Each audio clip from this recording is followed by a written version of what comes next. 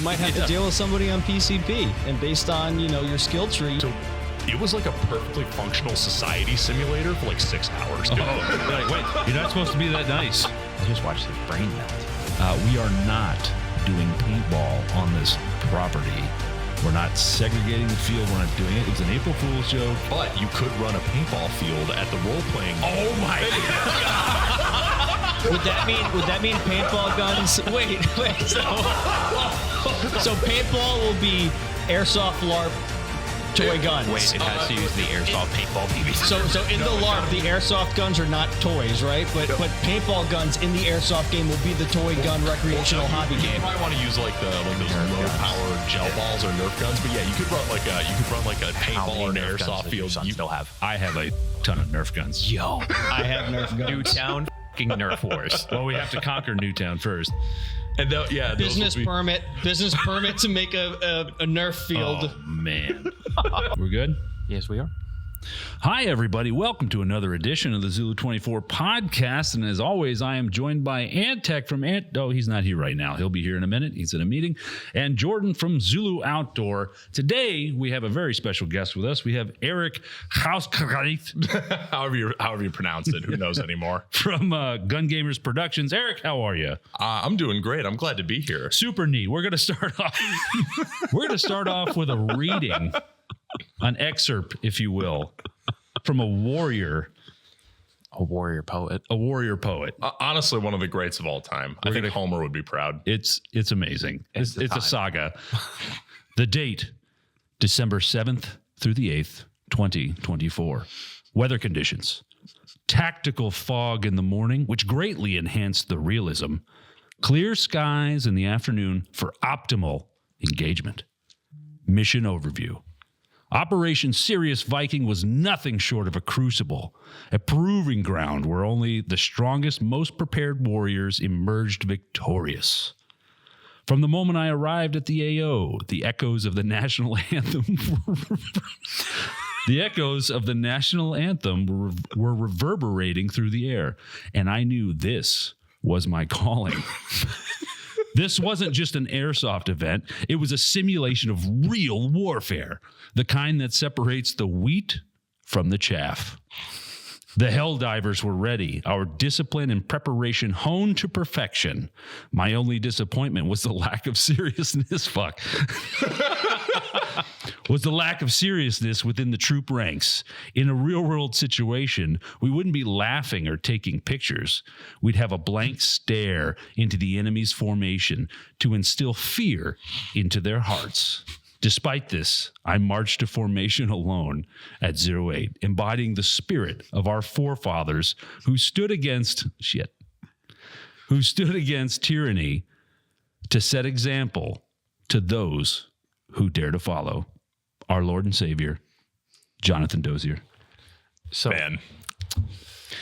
We had asked players to give us fake ad reads. I think we just need to do that every episode. Yeah. Oh, yeah. Dude, I'm going to find a new one. This after action report was littered with genius. I could have closed my eyes, scrolled, took a screenshot, and just read what was there. It's freaking amazing. And you know who this is. I will say it's a shame he did not have quite the same level of eloquence when he was the governor of Sochi. I will not give more hints than that. I have been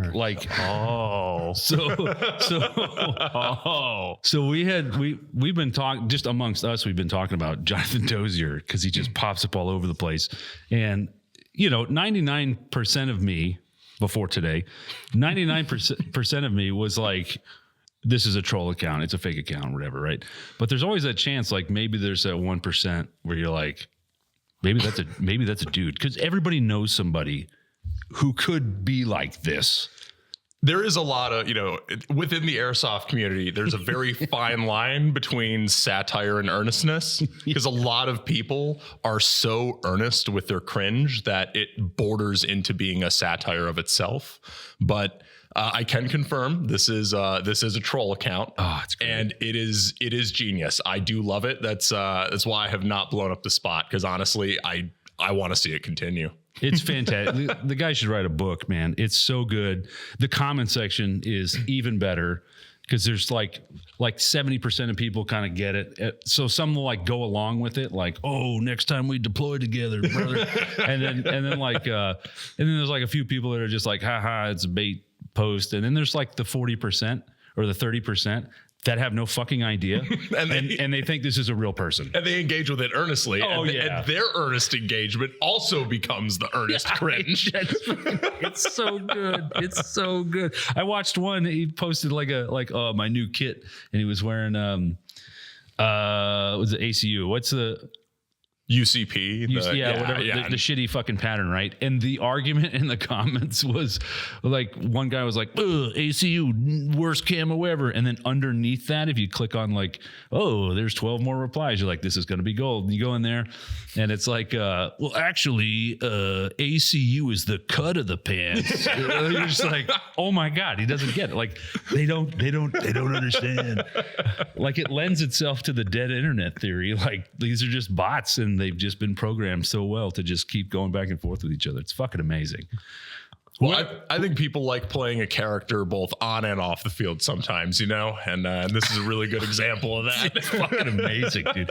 I mean, even Josh Warren's getting involved. I mean, he probably knows, but like, it's amazing. It's amazing because as soon as people see that Josh Warren replies, oh yeah, everybody floods to defend Josh Warren. You know, so like it just creates this never-ending loop of just ridiculous shit. And you know, and while I'm using the bathroom, this is enjoyable. I want to have Jonathan Dozier on the podcast, with a balaclava on, like PSR. Yeah, do administrative results. Like, you gotta do where like the old school gangster interviews, like in the true crime documentaries, where he's in the dark and you Oh, we can set that up. That would be fucking fantastic, dude. Just have this corner be completely blacked out. Right. It's just his profile. But he's wearing like prosthetics, so you can never tell. Oh my God. It's fucking genius. He needs to keep going. He needs to write a book. It's fucking, well, because I'm reading through a lot of this shit, right?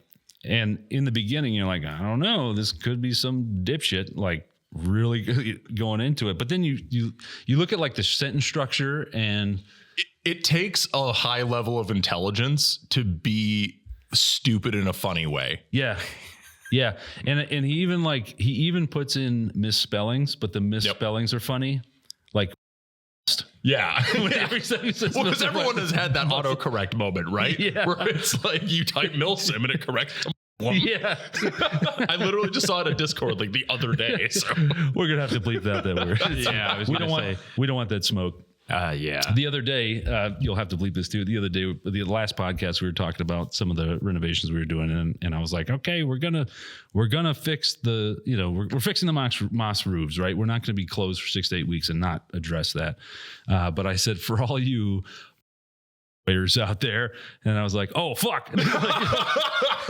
oh shit, no, you can't say that. We don't want that smoke. Don't worry, I'll believe it. I mean, you could be marketing to a new demographic. Yeah, but I want them to come here and have fun. Not, you know what I mean? Hey, you don't know what happens till it happens. Ask Paris, France that over a cartoon. Jesus. Over a cartoon. Oh boy. So anyway, I'll tiptoe around that one with the bleeps. Yeah, that's fine. Just bleep what you can. Yeah, it'll be fine. It's just our lives in danger. Yeah.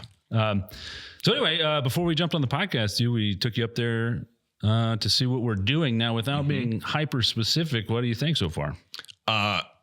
Wait. We have to clarify something. Have you been paid or compensated in any way? No, but I would actually say I am in many ways Zulu's best customer this year, because I doubt too many other people are going to give you as much money at one time as Gun Gamers Productions is going to be giving you. So yeah. Hey, right on. But actually, so no, I am a paying customer of Zulu, and actually I am very, very impressed. I think it looks really, really good. I will not get into any specifics, obviously, but suffice it to say, there's nothing else built like this in New York State. And it has long been my opinion. I've traveled all over the place to play Airsoft, and I've put this up on my social media before. I'm not just saying this because I'm sitting here. Like Zulu is my favorite facility in the Northeast. Or my, you know what? I'll do it. Yeah, Audio levels. Oh, Yeah, just fuck your audio. no, but seriously, and this renovation, I think takes what has always been a facility that I really enjoy how it plays, and I do think it's going to be really, really good. I think it adds several new dynamics to some key areas, and I think for our format that we're going to be hosting here, especially, it's going to be really good. So before we get into your event, you just came back from an event. Yeah, I came back from Milson West, the Appcast flank. So I've seen pictures, and apparently there was a hell of a hike. oh no, fuck ass. I've called it the Battle of Mud Mountain. It was it was probably the most difficult infill I've ever done in a Milson West event. We, especially like first and third platoon, which was Justin and Nick's platoons. We took this particular route to like evade potential ambush and come at our objective from this different angle than we think they would expect. Yeah. And we wound up doing a lot of bushwhacking, and literally like parts of it were more like climbing than hiking. So of course I'm out there. I'm like, I got to combine my two favorite hobbies. This is great. But Now, did you do that game last year too? yes, yeah, I was on Rust 4 for that game last year. Oh, okay, never mind. I was there with NATO last year, so I was going to ask if the infill was more or less than last year, but It was well, Justin was NATO last year, and he was also like, this is the most brutal infill I've done at Milson West. Oh god. And I was Rust 4 last year, and we started on the same side. Yeah. But the route we took this year was way more brutal. So I think it was probably the hardest one I've ever done. Which it wasn't like super long. And if you've done like serious Adirondack hiking, to put it bluntly, the standard of like what makes for a difficult hike at an airsoft game is different because a lot of airsofters don't do a lot of serious like hiking and climbing. Yeah. So by that standard, like it was hard, but nothing like ridiculously crazy. But you're doing it at night with no visible light, trying to be semi-quiet and evade contact. And you're trying to do it with, 30 other people. And that is the part that like makes it take a long time, makes it more difficult. You got like your whole ruck and your load bearing gear and your gun and your helmet. And so it was still very, very difficult, but it was very rewarding. I actually really like the spicy hiking aspect. So for that, it was actually one of my favorite games. Spicy hiking. Yeah. Yeah, I was gonna say, because for context, last year with Hoffman and Connor, they were like at the end of that game going, "We're never doing another one again. That fucking sucked. I don't know why people enjoy this." And I'm sitting there going, "That was great. I loved every second." Right. Yeah, Was it type 2 fun? high rent fun. Yeah, where after it's done, you're like, that was fun. I think for most people it's type 2 fun, but if you are like one of those weirdos who really actually likes like the hiking and climbing aspect, then it's type 1 still. Like Sure. Yeah, I was still having fun in the moment. One of my main jobs for that one, I was the PL for my platoon. And during that movement, I was kind of in the center trying to like, make sure that everyone was still together. We didn't have too much space between the elements so that people didn't get lost. Oh, sorry. Wrong one. Okay. And the thing that I find myself doing a lot is I had a couple of people who haven't done a lot of like really serious, like high elevation, high grade hiking in mud. Yeah. So literally I'm just like leaning over to this guy in front of me and I'm just going, because he's doing the thing, right, where you're moving at night, you're moving over difficult terrain, and you start stepping quicker because you think that like taking small, short, like quick steps is going to help, but it doesn't. Because then you're just like overcoming the friction coefficient and you're slipping more. Just walk, man. Well, and I literally just leaned over to him. I'm like, hey man, like slow steps. Test your weight before you trust it. Like don't think about it like you're taking quick steps. Think about it like you're using footholds. Yeah. And that was like half of my job for some of these movements was just being like, hey, don't overthink it, but also like slow the fuck down when you need to. Yeah. It's like the start stop that always pisses me off. Like you walk for 30 Slinky. seconds. Yeah, you walk for 30 seconds because you're in the front, and then everyone's like, "Hold up, the end of the pack," and you're just like, "Yeah, just let me start and let me keep going until we're done." That is a big thing in the military when you do like everybody has to do. We call them humps. Yep. Everybody has to do humps, right? And it's a big fucking deal if you create a slinky. Yeah. And you'll see it in the formation, like a gap opens up and then everybody runs back up and then it's like this slinky effect and it fucks everybody. Yeah. It fucks everybody. So like when somebody sets the pace, you are going at that pace, you need to be able to reach out and touch the guy in front of you. Well, in this particular thing, to maintain space so that you aren't the slinky. Because if you're the slinky, you're getting fucked up later. Like, no, everybody hates a slinky. And I think that's the thing, though, where like there's the difference between what is a military setting where everyone is at the same fitness standard. Everybody's doing this, like they're getting paid. It's a profession.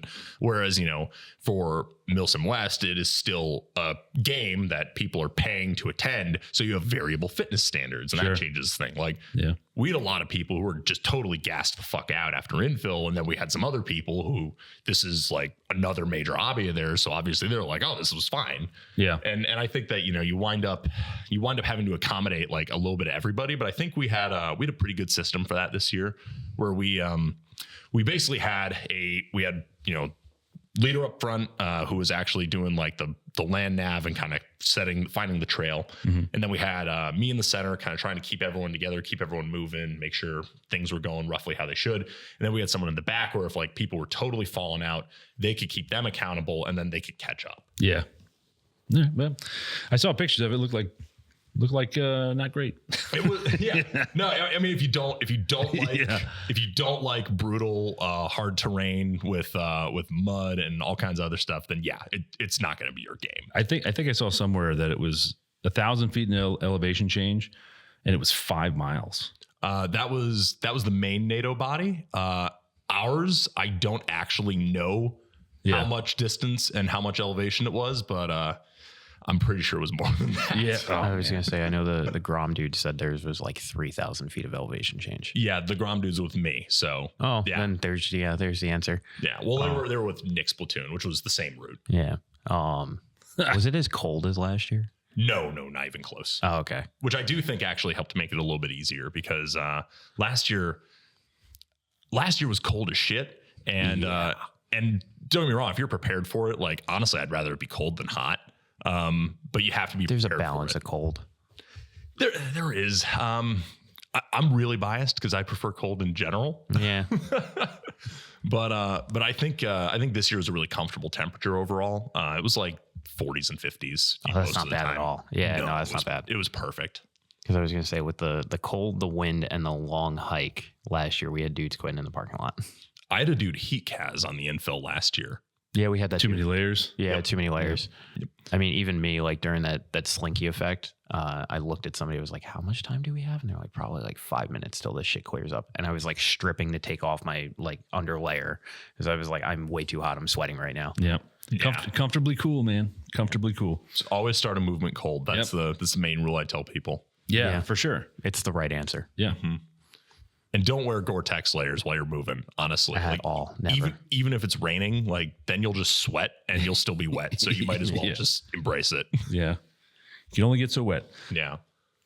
Fancy. Well, let's talk about your game coming up now. Yeah. No, we've got our fancy role-playing game coming up, the Nath Underworld. It's an interesting name. Well, it's a little bit of a different vibe than like the two games we hosted here previously were the first one was Attrition because we were hosting our winter game, and it's like, oh, let's go for a cool winter game name, and it wound up being like negative 10 degrees when we opened Chrono.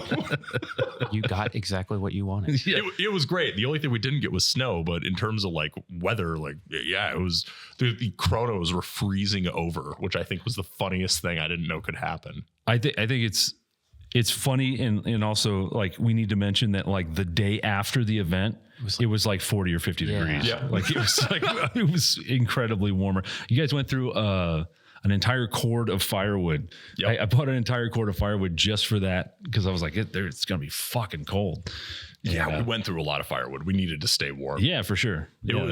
But it was honestly, it was great though. And then we came back the next year to do Remnant, which also was a pretty good game, but it was like a little bit warmer. And I think that one was like in the 30s, maybe hit 40. But then we did like the 2 Force on Force games here. And I think we got to a certain point where it's like, all right, we ran 2 12-hour Force on Force games here. I think we're at a point where like the winter games are popular enough that maybe people want to do like a different venue. And if we run it 3 times back the same way, people are going to get tired of it. So then we did our winter game this year at Skirmish, which wound up being a great choice because we sold out. Did you guys do the entire field? Yep. Oh, wow. Well, what people don't know is that if you rent Skirmish during the off season, especially when the Eagles are doing well, they will give you a much better deal than renting Skirmish during the peak season. Oh, right on. Yeah.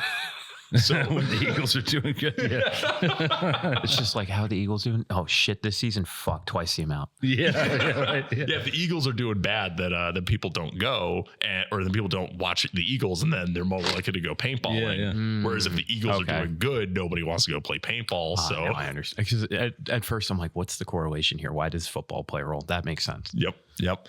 And so then we did our winter game there, and then we're thinking about like, well, we're looking for like where we're going to do our next role-playing game. And Zulu came up because, we really like this facility and we like working with you, obviously. But the big thing for us was, okay, well, Zulu offers, because we did our first role-playing game last year, which was the Shield Underworld. The what? Yeah, the Shield Underworld. Okay. It's our naming scheme for our role-playing games. Do you just take letters in a like and shake them up and put them out on the table? So there is a rhyme and reason to it. Within our lore for our game universe, if you look on our website, we actually have a tab called Our World. Yeah. And it goes over like who the factions are, what the context for the conflict is, and what's going on. And like the continent that the conflict takes place in is Schult. I think that's how you pronounce it. We had an actual Icelandic guy in our server correct me on my pronunciation on it once, so I'm trying to get, because it's Icelandic for hidden. Because the whole the whole idea of it for me is that it's like an island off the coast of Europe, like the size, like a little bigger than Madagascar, and that's the fictional place that this conflict takes place. So that gives us the freedom to have our fictional countries that people can invent their own kits and invent their own units and all that type of stuff. Awesome. And then for the Nath Underworld, when we hosted here, we had this named the Nath Forward Logistics Center, which is PNATH. Yeah. And so now this is like the Nath Forward Logistics Center is being repurposed into a refugee settlement.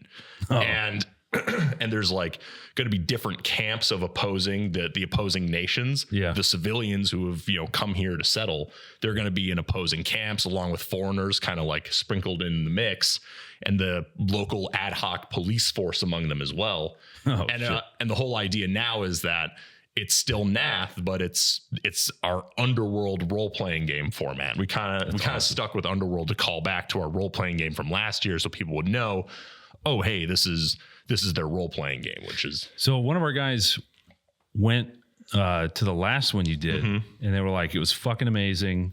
They were like, I just had a pistol concealed carried the whole time. It was great. I fired 4 BBs, but it was fucking awesome. Like it was great. And I was like, you know what? I got to go to one of these. And then you were like, hey, we want to do a game next year? Yeah, man.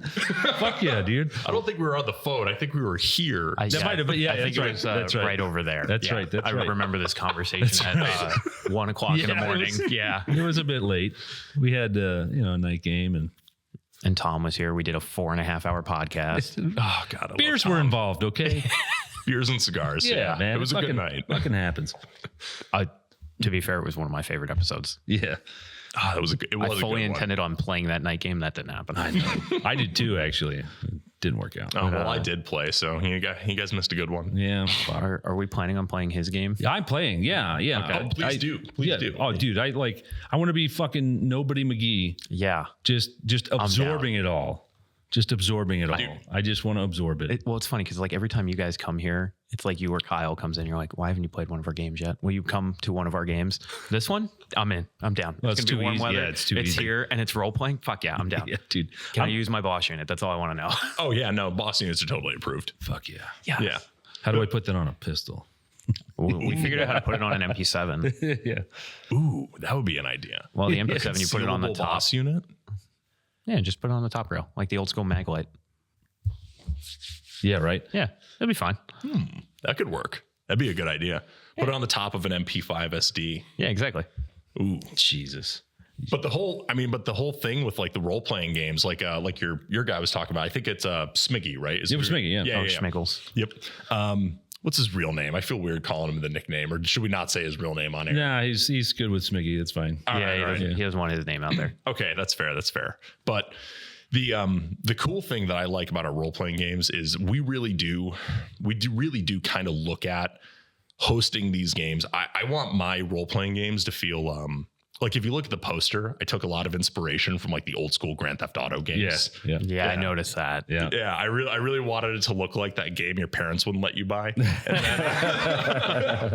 then we have the ESRB rating down in the GGP rating down in the bottom left. So that like denotes what format it is. So like we've got the 12-hour rating for the 12-hour games, the RPG rating for the role playing games, we'll have the 24-hour rating for the 24-hour games. And I think that's a good way to like denote what kind of format it is, so that people looking at the poster can be like, oh, well, this is literally this game. Yeah. No, it's smart. It's smart. That's a 2-day event, right? Mm-hmm. Yeah. So we're gonna roll in and we're gonna do the check-in. The way we do the check-in for the role-playing games is you come in and you actually do your chrono. We check to make sure that you're on the roster. You got your iPro and everything. And then as soon as you're done with check-in, we send you into the field. And the whole idea then is that like, all right, you're done with check-in. Now you can go set up like your business, your hooch, whatever. Yeah. And we encourage everybody who comes to like bring a character, bring like the role you want to occupy in this universe, or at least like your initial draft, right? Because things might change, the game might evolve, and you might realize that like you want to go in this direction, or you want to do this thing, or you don't want to do this thing. So it might not be a bad idea. Like if you want to change characters mid-game, bring a couple of costumes. Yeah. And the Pope's Pizza, baby. Yeah. And yeah. Dude, Rich would be so on board with that. So the guys already talked about that we were going to do the pizza delivery for that game.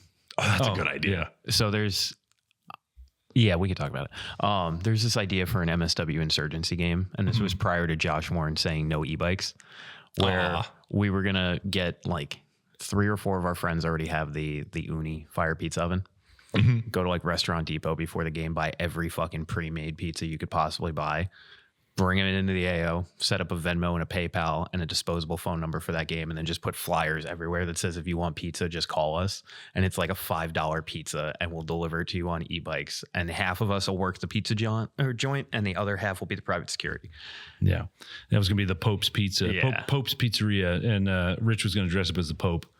And we were going to Photoshop him with like every famous whoever for the last 50 years and print all of these out like shitty black and white, like your mom's printer, and just put it all over the wall of whatever building we occupied with the pizza joint. Yeah. Well, and that's totally like the idea is like, because for most people, we have 2 factions to this game. We have the citizens and we have the police. Like the police are the, a mix of, hey, there's going to be a couple of military advisors, because this is like within our lore, there's the Kingdom of Gojiria and the Almeric Republic are the 2 warring factions. Yeah. And Gojiria killed the fuck out of all the Almeric people who were occupying this area. So now, well, all the Almeric forces at least. And so now this is like, there's an Almeric refugee camp that is there, and they're kind of like if you look at Fallout New Vegas, the Almeric refugee camp is basically Freeside. Oh, okay. And then you've got the Gojirian citizens who get some preferential treatment, but the police are like, fuck, okay, well, we were kind of looking to rebuild this place into a supply depot, and now we got the orders to turn it into like a new settlement, and we're trying to balance that, and the citizens are all really annoying. So, but we want people to come in and treat this like a create your own adventure, create your character. But the main thing that we try to do, like to really set us apart, is we've got a bunch of.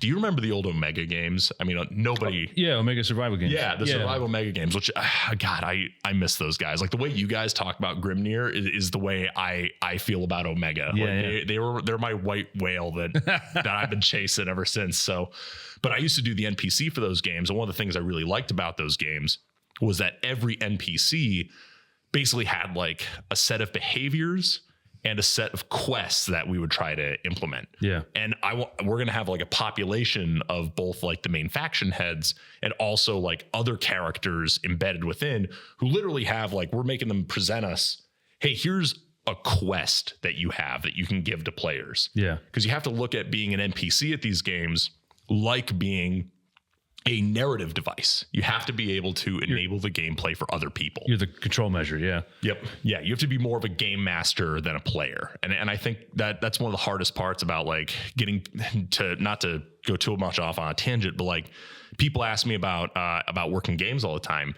And one of the things that is the hardest part of that and the hardest part of getting into that is being able to build that game master brain. Yeah. And you need people who can have that game master brain. Yeah, you're not there for you. You know what I mean? Like you're a prop. Yeah. You're a prop. You are a prop, and you just need to do things that are narratively interesting that will keep the game moving forward. Yeah. And that's your main job. So my goal for this one is that we're going to have each NPC have like actionable quests, items that they want, items that they need, things they'll pay certain prices for, and maybe other NPCs will pay higher prices for them.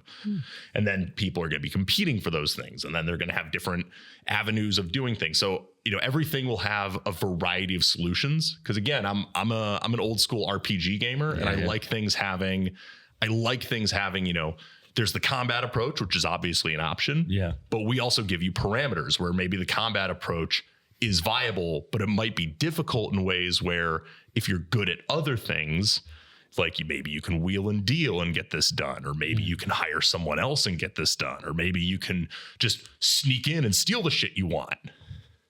That's fucking awesome. This is like tickling a fucking a bone I never knew I had. It's so fucking awesome. Yeah, it's fucking awesome, dude. So a long time ago, and my only experience with this is really a long time ago. Is this the game I think it is? Yeah, Grimnir was testing.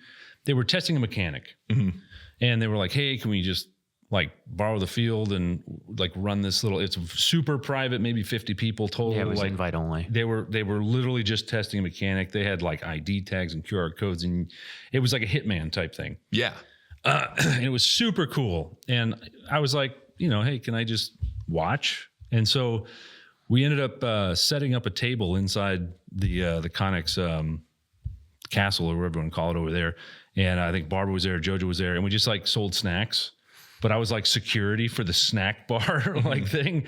And it was just fun, dude. I didn't do shit all day. I just fucking sat and watched. But you kind of like, you kind of like overhear conversation. So I know that this guy has a hit on this guy, but this guy doesn't know it yet. And they're joking, and he knows he's going that way, but he's going to wrap around. Like I was like, oh shit, this is so cool.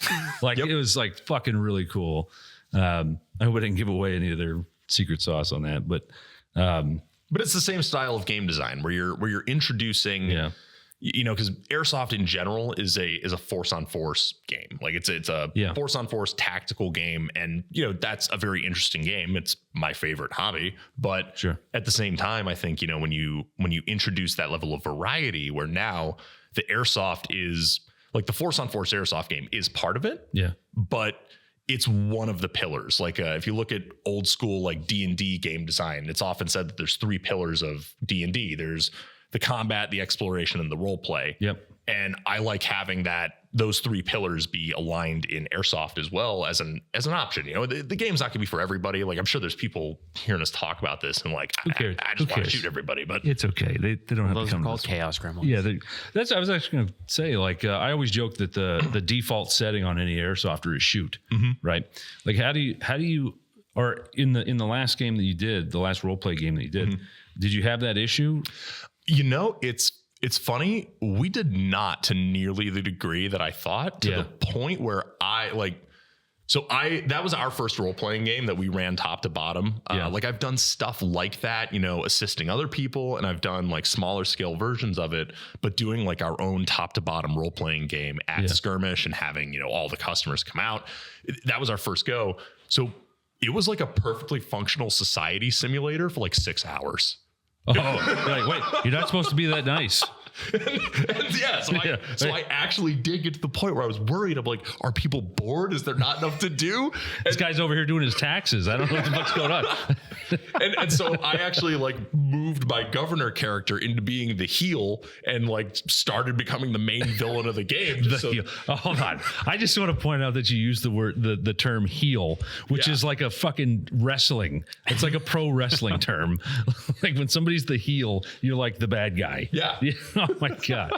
Why do I know that? Oh God. Well, I'm assuming you've done awesome. Insurgency games. Yes, where I it is default violence first. Yes. Okay. Yeah, because I was going to say say that's the only experience I have with role-playing airsoft games, and it always devolves immediately to violence.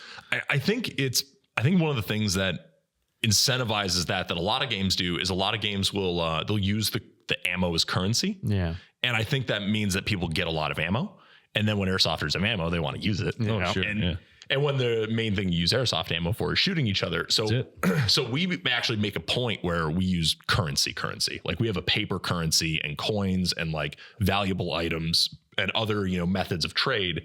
And the rule is that every single interaction in game needs to have an exchange of in-game currency. Like you can sell your pizza for real money. You can sell like things for real money, but you have to have like an exchange of in-game currency. Yeah. And the in-game currency is then what you use to buy ammo. You do not get issued ammo as a civilian. So do you walk? Do you walk on the field with no ammo? Oh yeah. Oh, that's fantastic. Yeah. That guarantees that at least for the first 2 hours, nobody's going to have enough ammo to like start a fucking war. And the police will have some ammo. And but then, do the police want to be corrupt and sell their ammo? The whole point is that we want you to come in and have to engage with the social game and engage with the rest of the game if you want to play the gunfight, Hi, Ant. I'm so sorry for being late. Oh, it's okay. We'll just dock it from your pay. How you doing, man? How was your drive up? It was good. It was pretty chill. Cool. Thanks for ruining the flow. Yeah, no, back to what you were talking about. Dick. Talking about role-playing games over here. Oh, fuck. I lost my train of thought there. It was about the ammo. Yeah. That's ingenious, actually. Yeah. So, I mean, obviously you got to, during the check-in process, there has to be a shakedown. Oh yeah, no. Right. Or is it in character to smuggle fucking ammo in? No. We have actually within our rule set we have a little blurb. I added this after last year. Actually, this was like one of the mistakes I found last year. Is we have the game rules and then we have in-game laws. Okay, so laws can be broken, rules cannot. Yes. Yeah. Okay. Laws can be broken, rules cannot be broken. But it is a rule that we use only in-game ammo because all it takes is one guy bringing in a 5,000 bottle of BBs. Fucked. And the game's over. Like the in-game economy has crashed and all of a sudden no one can afford housing. Like, So my question there was going to be about, so you restrict the BBs. What about grenades? No pyro for civilians. Interesting. Makes sense. But there will be ways to get pyro. Oh. So that's the thing is we actually have like gun laws because bear in mind this is an island off the coast of Europe. Airsoft gun control can't hurt you. Yeah, we don't have American gun laws on Shkilt. We've got you're subject to the king's law. Yeah. And the king doesn't want to get shot. Yeah. So the rule is like any guns outside the home is a threat to the crown, and the police will either arrest you or shoot you. So obviously you're going to bring a gun up on the field, right? That's just part of the game. Yes. But you have to keep it in your domicile. Yes. Private domicile or business for self-defense only. Or break the law and conceal carry. That's fucking awesome. Yep. Does the severity of the punishment vary based on the features of the gun? No. Like folding stock? Nuh-uh. So we have like different weapons classes within our rule set. So like civilians are allowed to bring rifles, shotguns, marksman rifles, and handguns versus the police can bring machine guns, submachine guns, and all the like grenade launchers and all the fun stuff. And they can bring grenades. So, but in game, there is going to be like a black market where you can get illegal weapons or you can trade a police officer for their weapon and do all that kind of stuff. So if you get caught with an illegal weapon that you don't have a permit for, that's like jail time. Okay, would it break the game if the in-game police did a sting operation? That's totally in character as far as I'm concerned. Yeah, they can do a sting up. My God. So then the black market guy, he needs to be mobile. He needs to be mobile, discreet. That's fucking. I think Dave wants to run the black market. No, I don't. Because I just want to observe because I don't want to fuck anything up. But maybe, dude, this is fucking awesome. This is the shit I like. It's because you got to use your brain first. Yep. Right. Yeah. And you're manually overriding the default setting. Well, here's one thing, because I know better than you. I'm going to give you advice on how to run your fucking RPG I'll feedback that I've never run before. Black BBs. Take away their ability to actually know what the fuck they're hitting. I just watched his brain melt. You know, You got to rely on your sites. It's an idea. I know BioValve a long time ago. I don't know if they still do. They used to make black BBs. They were great BBs, but you couldn't see them. It was like my question is, do they still make them in the quantities and the weights we would need? What do you want, 3.2s? So does Elite Four still make those brown 3.2s? No, they don't. They did. Everyone ditched it because white BBs and then tracers became popular. So like, are you going to invest in brown BBs when half your customers want fucking tracers? Like, well, it's cool because it What weight do you guys use? we usually use 2.8s and 4s, but we're That's a jump. yeah, it's a joke. because marksman rifles get 4s, Yeah. and then everyone else gets 2.8s. So the marksman rifles have a real like distance advantage. Yeah. Well, and you know it too. Yeah, yeah. That was a 2.8. Oh fuck! And we give 4s to HMGs. We have an HMG class in the Holy game. shit. So if you have we had someone bring to our winter game a fully functional replica of a Dishka. It was the Explosive Enterprises guys, if you're familiar with them. Yeah. Fucking awesome. And they brought a fully functional Dishka replica, and we let them shoot at DMR limits 10 rounds a second with 4s. How did they go about making that? Custom fabrication and 3D printing. Yeah, that's awesome. Jesus. Yeah. Was it top fed as well? I don't know the ins and outs of all the mechanism because I didn't chrono it. I was too busy writing the rest to check it. Yeah, I was too busy doing my job, Anthony. Each Dishka mag has a top rail with a red dot on it. So there's a red dot for every mag that they have for the Dishka. Dude, it's worse. They had a thermal mounted on it. Oh So, god. while I've never used their BBs, Jag Arms does make black 4.0s and 2.8s. Man, but they can't be shitty BBs. I don't know if Jag Arms is shitty or not. No, but they're not. They would have to be a quality. Actually, I'll have to see if I can get those wholesale because that's the other thing too is like trying to get the. This is through Airsoft GI. They're the Jag Arms like distributor, if I'm not mistaken. I think I think that'd be cool. It'd be cool. A, you'll know if somebody brings their own ammo. Oh yeah. B, like I have played with black BBs and it's totally different. You from an airsoft perspective, your brain can't trick you into thinking that you hit somebody. Yeah. Because you can't see the fucking BB. Now you got to use your reticle, and you got to trust your reticle. I'm on board with that. And it's very satisfying to get somebody out and not see the BB. But I will pitch that idea. I'll see if we can make it work logistically. Do they have to be biodegradable? Yes. Yes. Well, the question there would be at that point, if you're doing wholesale, like total business side, why not just go direct to BLS and ask them to just We have actually been having conversations about that, about trying to go direct with BLS because like from the airsoft business side, like every fucking major distributor is buying their ammo from BLS anyway. I have some experience with that, and once we're done here, I'll fill you in on that process. Okay. Yeah. Because I would love to go direct with BLS, to be honest, because for the quantities we order, we go through 500,000 BBs at some of our games. We're running,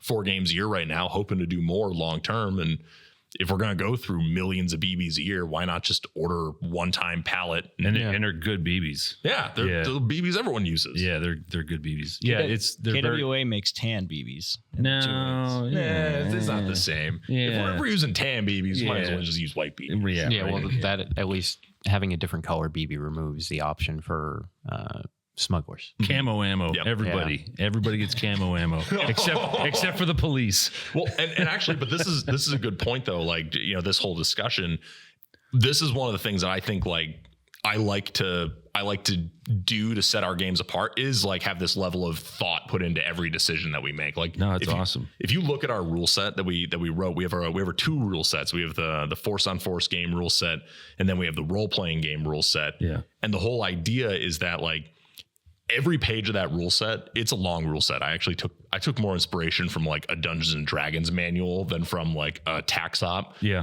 And if you look at that rule set, every single fucking line on that rule set has been reviewed.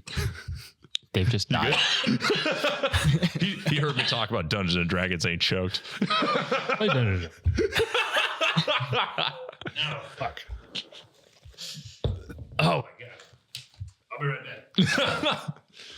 So, all right, black BBs, right? Yeah. But then you get some white BBs in the black market, and they're worth more. Like these is that green tip, or the tracers. I was gonna say her tracers. So that was gonna be this my is that question. green tip. These are the cop killers. Oh god, I might have to bleep that. So because this is a 2-day game here, Is it going overnight, or is there going to be a stop in the middle of the night? Oh no, it's going to go overnight. Oh, that's dope. Yeah, it's going to go totally overnight. That's what's happening here. Yeah. Dude. Yeah. Dude. That's the plan. Is it goes totally over. And like last year, can I ask for special treatment? I hope the paintball half of the field. You just talked about how civilians can't have M203s, but my M203 doesn't shoot anything. It just makes loud noises. Can I still be a civilian? It's not a grenade launcher at that point. It's a noisemaker. Yeah, okay. So boss units on civilians. Yeah, if it's not, if it's not a functional grenade launcher and it's literally just a noisemaker, that's totally fine. Well, we haven't talked about publicly yet. I put a boss unit on a gas gun. So my Tokyo Marui MWS is sitting over there, and it's got a boss unit on it. And because of that, I'm just like, I would love to be a civilian with a gas blowback rifle because 30 round mags. Yeah, you have a demilled flare launcher on it. Fair enough. The 3D printed DAV will be done before the renovations are finished. It's like maximum recoil, like maximum immersion builds, and I didn't blow up. I played a whole game with it. That's so cool. Yeah, it's fucking dope. But that's why I want to be a civilian. I want to go have fun and meme. I don't want to be a cop.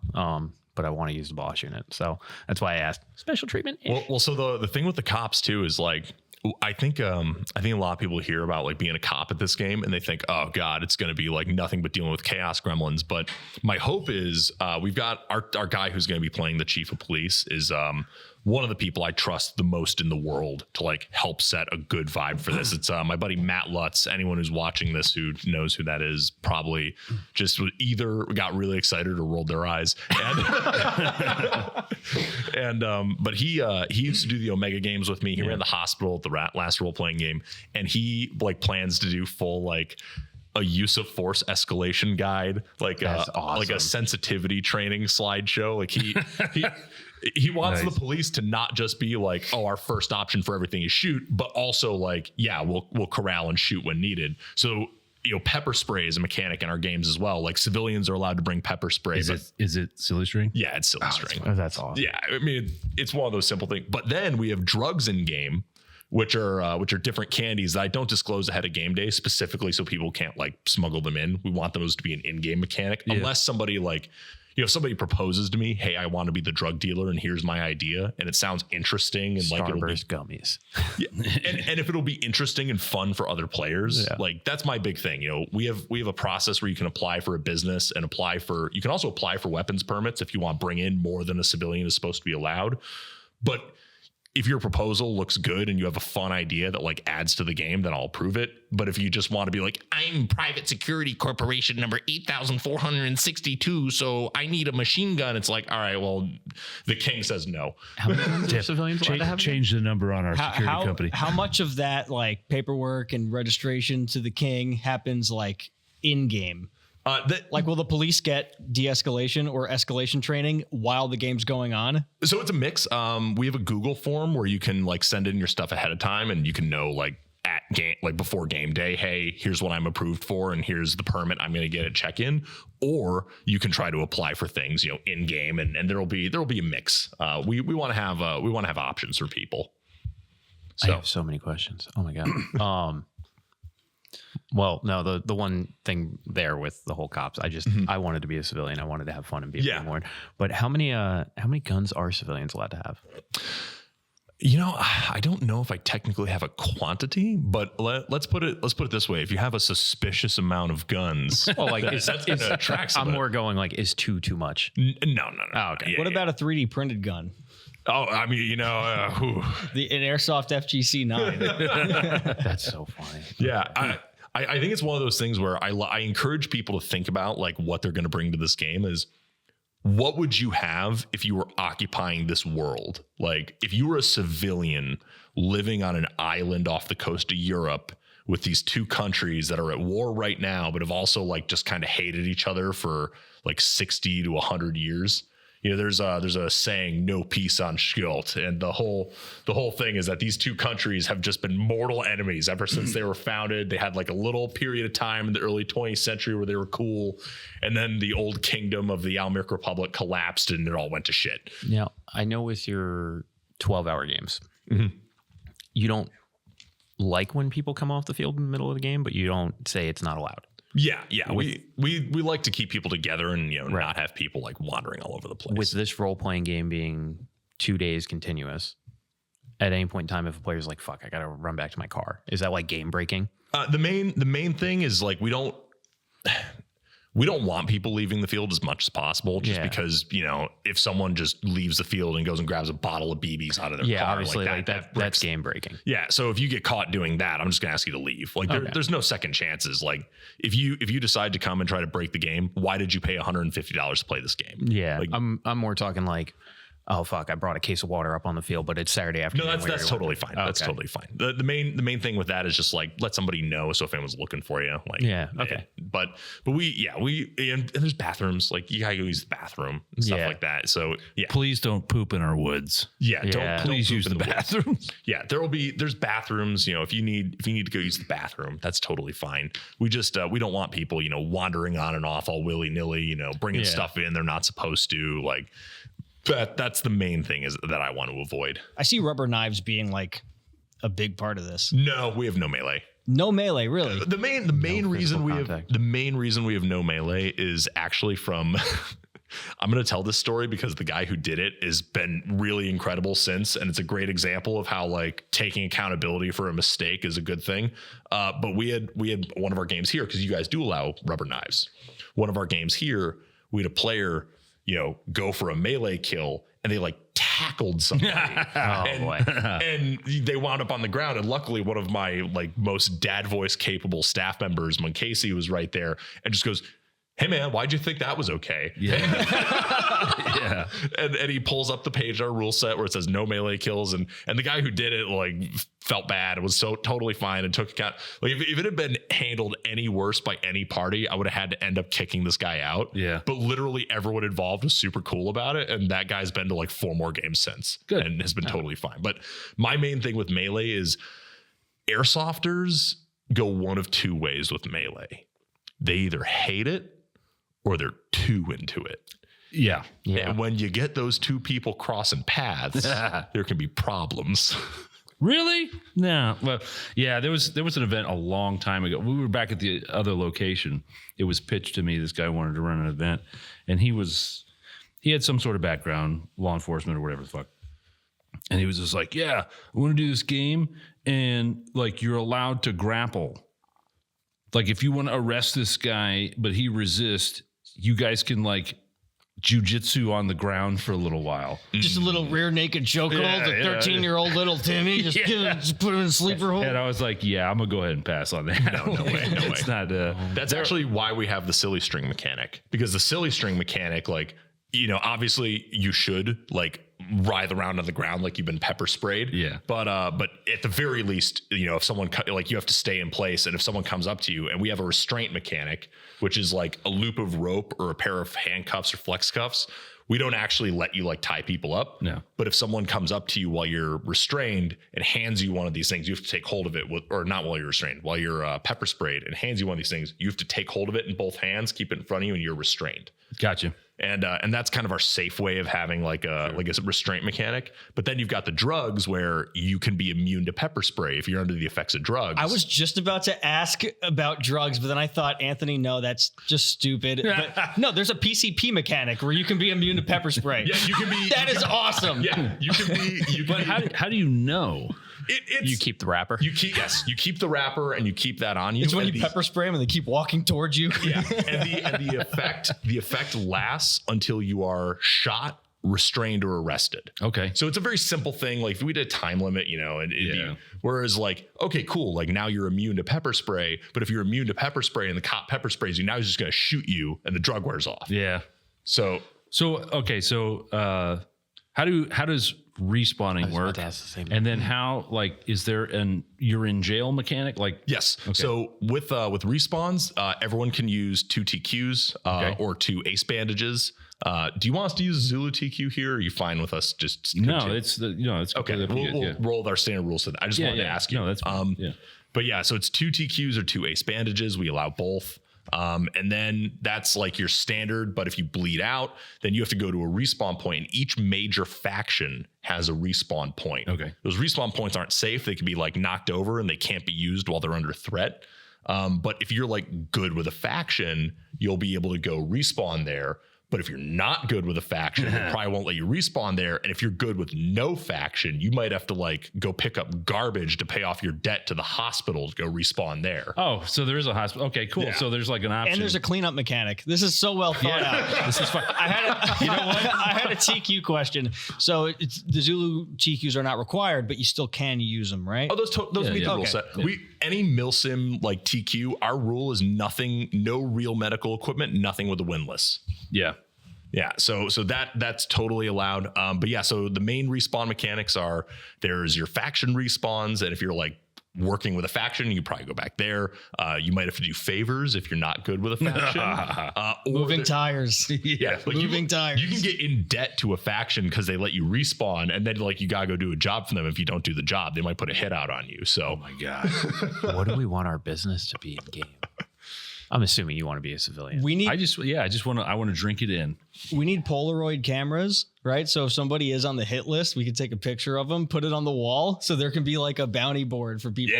Yeah. Oh shit. We should just take pictures and make, oh my God. We should just totally in game, just to fuck with people, make a bounty board. Don't say anything about it. Take people's pictures and put it on it. Ooh, So there's no reward. There's no gain for anybody. It's just like this thing just to fuck with people. Just I the was sitting hunt here, club. I was sitting here struggling with what my fucking place of business during the game was going to be. I'm going to set up a photography studio in the game. Oh God. Honestly, if you like charge in-game money for that or real money, you'll might. probably make bank. Yeah, dude, that's fucking. You got to have props though. Like I'm you know gonna when you get go down props. to like Disney or whatever, and they're like, take Yeah. your Wild West picture over here. You know what I mean? Like, Aurora and I looked at that's doing a it in great Iceland. idea. There's a place in downtown Reykjavik where they dress you up like a Viking and do your makeup to do a like full studio photography fucking shot with it. I That wanna would be sick. I want to be Yeah, an well, it was in-game also like underground $500. tech. In-game underground tech. Hoffman's that like Totally viable. or like weapon dealer. Totally viable. Weapon dealer like Borderlands, you know, the Russian an guy. upgrade, yeah. Yeah. You have yeah. like suppressors and shit. Yeah. That's if you want to like sell airsoft accessories and do tech work, that's totally viable. That's 100% good gameplay. And I'll do it for in-game currency because at night I'm going to be a boogaloo boy. Well, we don't know, like, right? Because there's laws and rules. Now, I'm sure there's a law about civilians having night vision. That's an assault item. Can there be an Right, so- in-game FFL? Like, can I have a legal business? you can apply for a business permit and apply for a weapons permit for the business and see how it goes. See what the strength of your idea is. It's so that I can supply the police, but then under the table, you know. Yeah, right. Oh man. So you can Okay, so the shop's going to be closed that weekend. yeah, right. So the NVGs are against the law. but they're not against the rules. They're not against the rules. So you can smuggle. You could. Yes, yeah. So Oh, like right on. ammo, pyro, and we do limit to like guns you're permitted for are the only ones you can bring in. So like Yeah. either for a civilian, unrestricted guns, or like if you have a restricted weapons permit, you can bring in the guns that are on that permit. But we don't want civilians to have too much firepower because we want there to be an incentive for them to do the social game and not just use a machine gun to solve every problem. And B, if they want a machine gun, they need to engage with the people who might be able to get them a machine gun. So we're going to like use some of our rental fleet as like in-game items that people can acquire through like quests or purchase. So like you can purchase access to a 249. All right, we're starting a gang. if you I have a follow-on if you question get to that. arrested because you have night vision that you're not allowed to have, right? How would the confiscation of that go? So the way that's going to work is Yeah. we're going to confiscate it from you for like the length of time that you're in jail. Like it'll never leave your immediate vicinity. And will like, admins be running the jail? our staff member, Matt Lutz, and at least one other staff member are going to be doing the police, and those guys will be like any personal player property that will be under the direct purview of staff, and it will be in like a locker that they write like your name on it with a piece of tape so we know exactly whose stuff, and you will get your stuff back. Like we're not actually going to like take people's shit. Is there a court? The chief magistrate is also the chief of police because it's an ad hoc system. So So well thought out. He takes his police hat off, puts his white wig on, and goes with a gavel. He's like, guilty. His title is actually the constable. Fuck yeah. This is like, It's amazing. when is is this great. happening? July. Yep, July 19th and 20th. Yeah, man. Oh my God. Oh my God. I will be closed that weekend.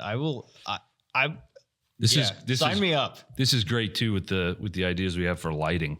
Yeah. It's gonna look. Well, the only hint I've given right. to like even my own staff, because you showed me the new layout, but obviously like you told me, hey, don't tell anyone about this. Like, don't leak it. So like my staff, saw that you were going to be closed for renovations and like, how's this going to affect the role playing game? And I had to put in the staff chat. I'm like, it'll be good. Don't worry. Yeah. After everything you just told us and knowing everything that we've done so far, that's going to be fucking awesome. I just hope the paintball half of the field isn't upset that we We didn't talk about that. Yeah, we didn't talk about that.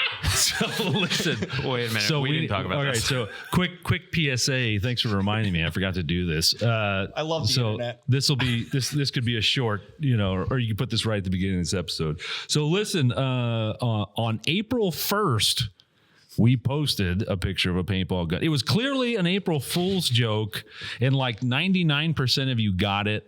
But there's like this very vocal 1% who just don't fucking understand like what April Fool's is all about. Well, it's Jordan's fault. I kind of kicked the dead horse. His edit, Sure, his that's edit fine. for the Let me get intro through of the this. last one. Let me get through this, right? So we are not. This is Dave Harrison, and I am of sound mind and sound body, and I'm not being forced, paid, or tortured to say this. We are not doing paintball on this property. We're not segregating the field. We're not doing it. It was an April Fool's joke, and like there's 1% of you out there that just. I don't know. It's like when you read the newspaper. Nobody reads the newspaper anymore. When you read the Facebook headline. Yeah, they read the big words. They read the big words, and they don't read the rest of the article. So I guess we apologize for a really good April Fool's. I guess. To be fair, we tried the same joke last year and it didn't work. Well, we did paintball versus airsoft. That's last true. year. So yeah, I just got to put that out there just so that we stop receiving all this fucking hate DMs and shit. Like, Jesus, one person's like, oh, good. You're going to take 6 to 8 weeks to make all the, as opposed to making the field better to get a better player base and a better crowd. You're just gonna segregate, half the field to paintball. Oh, okay. Or the other dude that my said we should God. be banned for even talking about paintball. Well, he was joking, but I was just like, guys, come on, relax. It was April Fool's, man. Yeah. Gotcha. Got him. April Fools, and I kicked the horse once. Imagine getting got by that. Holy shit. Oh, dude. So anyway, all right, sorry. But you could run a paintball field at the role playing game. Oh my God. Would that mean paintball guns? Wait. So paintball will be airsoft LARP toy guns. Wait, it has to use the airsoft paintball BBs. So in the LARP, the airsoft guns are not toys, right? But paintball guns in the airsoft game will be the toy gun recreational hobby you game. probably want to use like those Nerf low guns. power gel balls or Nerf guns. But yeah, you could run like a How paintball many or an Nerf guns airsoft does your field. son still have? I have a fuck ton of Nerf guns. Yo, I have Nerf guns. Newtown fucking Nerf wars. Well, we have to conquer Newtown first. And Business permit to make a Nerf field. Oh, man. Oh, gee. Even Walmart gel blasters, I think, would suffice. We'd call it Nerf. You got to bleep that. We don't want that smoke. You need an in-game ATF. You need an in-game ATF that like seizes the really nice gel blasters to be like, this is a it lot seizes like any- the looks real like it thing. can be converted seizes into any a gel. firearm. This looks like this could be converted into an airsoft gun. They take an airsoft mag and put it in, like try to test fire. Like, Your gel blaster has a suppressor. Where's your tax stamp? God, dude. I'm excited, man. So- This shit sounds fucking amazing. My question that we very quickly derailed off topic because you said night vision is a restricted item. Does that apply also for civilians having helmets or body armor? So that's one of those things where like wearing it outside the home. I think body armor and helmets are that again, it's against the law, but it's not against the rules. Okay. So like if you're walking around like in your normal, because think about like, I'm just going to use New York State as an example. Fuck it. It's a good example. It's a very good example. Think about if you walked around in like a normal city in New York State wearing body armor and helmet, someone's going to call the cops. Yeah. Yeah. Whereas that's going to be the same thing here, where if you're walking around wearing body armor, helmet, people be like, yo, How do you call the cops? Yeah, because like to is me, there this- dispatch? constable. Yeah. Cops. We need a bell. We need a big bell in the middle of the town. There will be the cops will have a radio channel that will be the equivalent of dialing 911.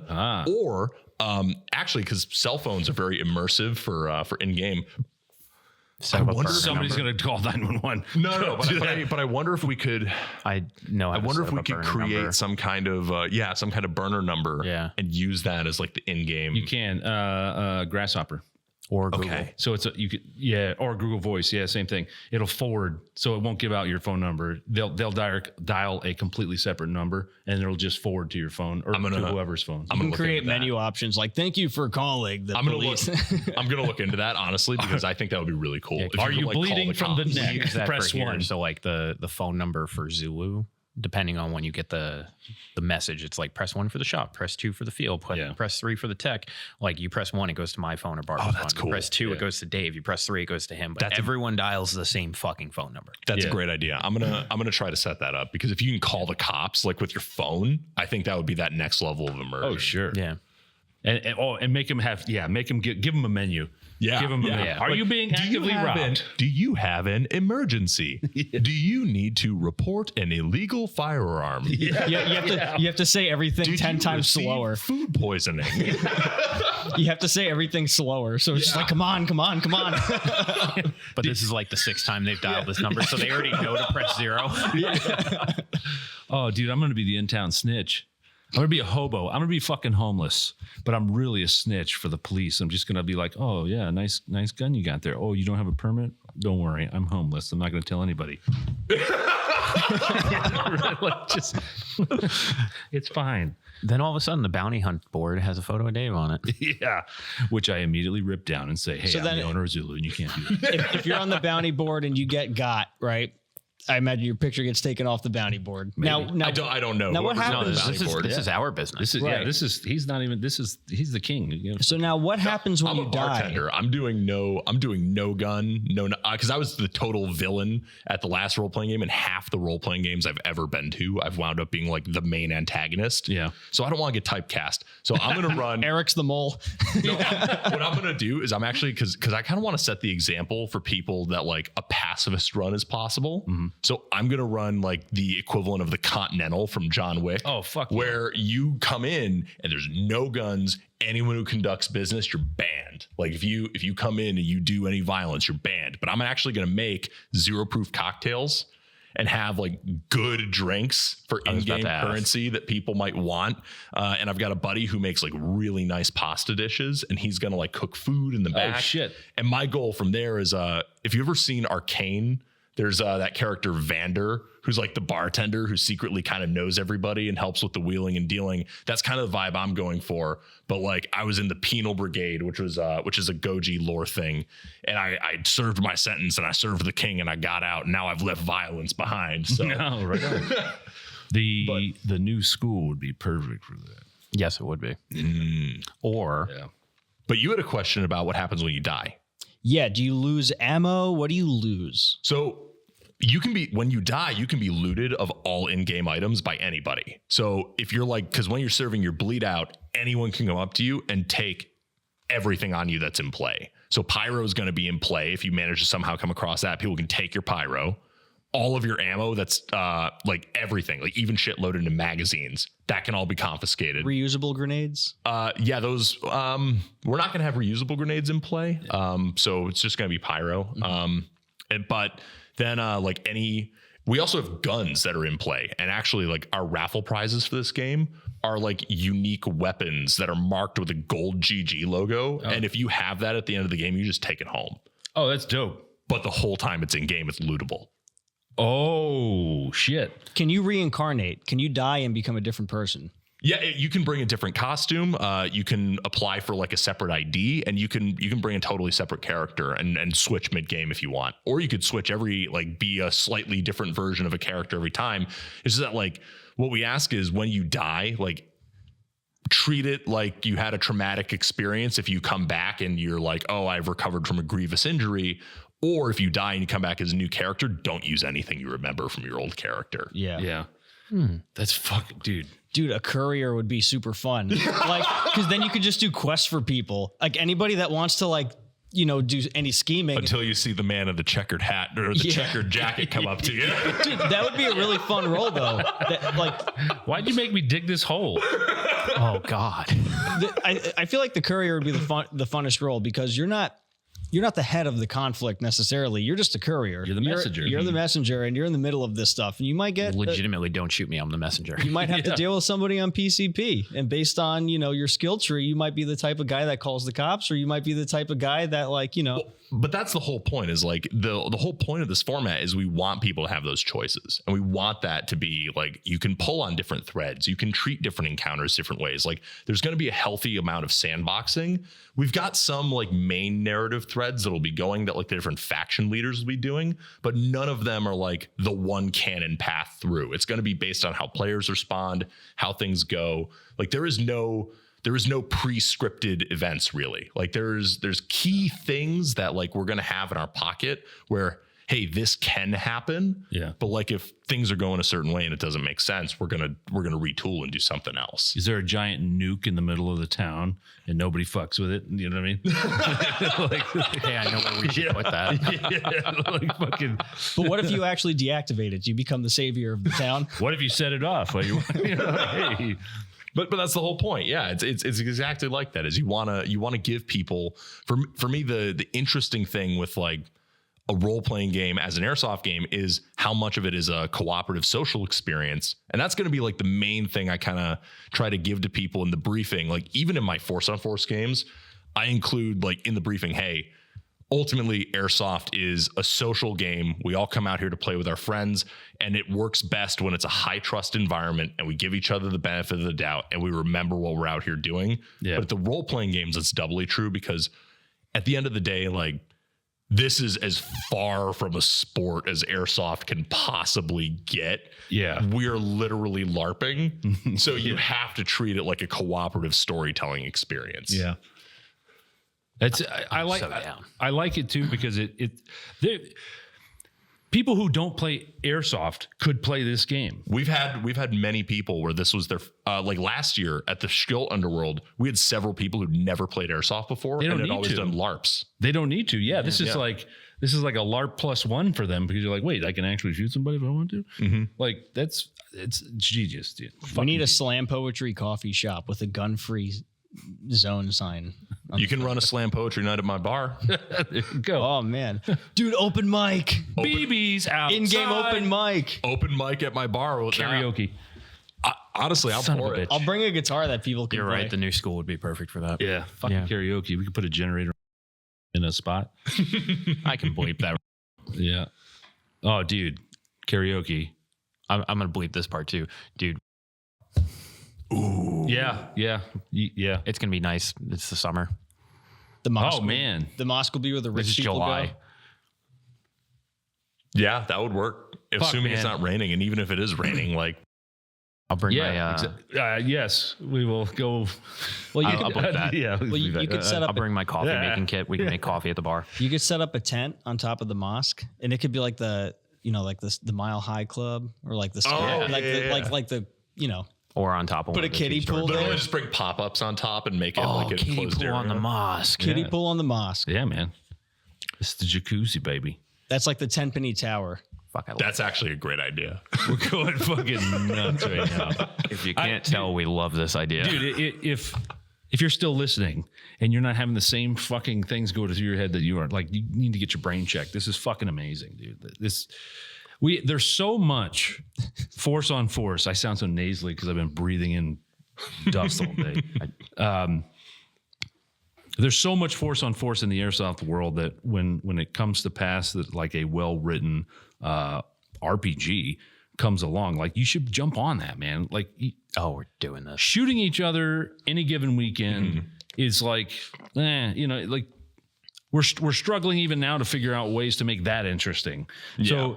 So to immerse yourself in a world where you have to use your brains first is fucking, for us, I mean, that's fucking crazy. Is there Fucking awesome. is there a forum or bulletin where everybody can see the roles that have been taken by other people, so that there's not like So what we so that there's not like 7 pizzerias, like 10 newspaper delivery boys. So what we send out is in our email communication leading up to the game, and I try to be pretty good about like starting to send emails no later than 8 weeks out. I will send out a list of all the approved businesses, and that serves two functions. One, so that people who applied for a business can know, hey, my idea was approved, and B, so that other people who are looking at the list of approved businesses can see, oh, there's X, Y, and Z thing going already. Like, do I want to do my thing? Yeah, you'll end up with 7 pizzerias. Well, that might be hilarious too, because then they can all just talk shit. And you'll get the Pizza Wars. Pizza Wars. Everybody will be named And then all Gino. the pizzerias have got to make enough profit to buy grenades to firebomb the other pizzeria. I have a pizzeria costume. Dude, my brain is running rampant. Oh my God. Oh, Eric, man. I love everything about this. I can't wait to do normal everyday things in an airsoft right, game. same. I'm going to mow lawns. I'm going to do the dishes. I'm literally sitting there going, I have to buy an airsoft version of my concealed carry now. Yeah. and I can't. I'm just gonna say, like, I can't take credit for all this. Like, I wrote the rule set, and I did like a lot of the legwork on a lot of the design work, especially for the first game. But Lane actually like put together a lot of the core concept for this one. We've got several guys on staff who all, I'll send drafts of everything and they'll revise everything. Kyle's not as into the role play, but he does all the numbers, and honestly, that's the business stuff that matters. Yeah. So, like, I'm sitting here talking about all of it, but understand, like, I'm the mouthpiece for, like, there are the parts of it that I did a lot of the work for, and there are the parts of it that I did all the work for, but there are also so many other parts that are like the people on my team who I trust with it, and like without them, this doesn't happen. Sure. That's how you make good games. We should bully Ian and Max to come play this game. For sure. That would be so funny. I'm telling you, we're starting a gang. Or maybe we'll sell graphic tees. I don't know. There's so much. We'll read up on the lore, and we'll have like, fuck this one faction t-shirt and then fuck the other faction t-shirt. You know what I mean? Like, well, so in the, if you want to read up on the lore, we have the Our World page on our website, gungamersproductions.com. And that also has, like, you can see on there all of the past games that have happened, like what their setup was and what their outcome was. Cause I write like a full blurb on the ending of each game and like how things went. Cause, other games like do points and they announce winners, or other games like don't announce anything. I think for our style game, because my whole approach to airsoft game design is like halfway LARP adjacent. So I like having where people feel like the narrative was something that they contributed to. Yeah. So then there will be like, hey, these guys got faction wiped and their shadows cast no longer on the Foreign Valley or something. and people love that shit. So remember the Foreign Valley. There should be some like written police reports for in-game occurrences, and like the more in-game roles you have documenting things happening, I think it'll help create that story. Yeah. And give that recap. Oh, that's why it just came to mind. I'm going to start a It's photography so much work studio. on the back end. Well, no, Go out like there think and of the take mug photos of shots. some police brutality in game. Oh, mugshots. Think of the mug shots. You know what I mean? Think of the pictures of the evidence. And we can release those with like the media package after the game, because we usually try to put up photo and video. So And then 10 years after the game, we can make a documentary and be like, what really happened? We'll be like 80 years old. We'll be like, and they said that the gun wasn't there on his person, but it in fact was. And I actually found the photo in my old shoebox. Well, and then there's also the event primer. So like we've got the lore on our website, and then there's also the event primer, and that gives you the setup for like this specific game. Yeah. So the event primer's got like, hey, here's who the factions are. Here's, roughly who's going to be in charge of them. We have the character titles on there right now rather than all the staff member names, just because it always comes to pass that like someone can't make it last minute. We got to swap them out, and I don't want it to contradict the primer. But then we've got like the in-game laws are in there, the business codes are in there, and the links for you to apply for your weapons permit, your business permit. And that's all on the ticketing page on our website. So we try to have that information. There's a few things you got to click through to get to everything, but all of the information is available from the ticketing page. That's fucking awesome. Are we doing this tonight? Are we? Are we doing this? Are we going to sign up? And Yes. Yeah, of course we are. Are you kidding me? Come on. Yes. This shit's great. And it's in our backyard. We have no excuse. Do you have gang We have no permits? excuse. Do I have what? Do you have gang permits? That would be strictly an illegal activity. Yeah. But what if it's like So you Hell's start a Angel business. size and we have like charity events? Well, even the We've gotten so big that even the you just- Hell's Angels registered for a legitimate business. Come on now. Yeah. So you What start about a need a business, front? he starts a business, I start a business. They're all fronts for the gang. That's it. Yeah. Oh, man. We need an in-game Illuminati. Well, and one of the other things I'm going to do with this game as well is, you talked about the Illuminati, which made me think of like, secrets and people who know, but we're actually going to have like a prompt that we give players. And if you show up like without a character ID or anything, you're at least going to receive this prompt. Yeah. And it's like a little blurb of, hey, X, Y, and Z, you know this. And then that becomes like, hey, don't show anyone that piece of paper. Just like do what you will with that information. And then that gives people like a little bit of a spur of, hey, here's something I can go do immediately, or here's something that might become relevant later. You put some thought into this. That was a Lane idea. Yep. That was a Lane idea. I will not steal the credit. You guys have all put some thought into this. So how many? Okay, so to get onto the back end a little bit, because this is all incredible, right? Mm-hmm. Like how many hours do you think it took to like put all this shit together?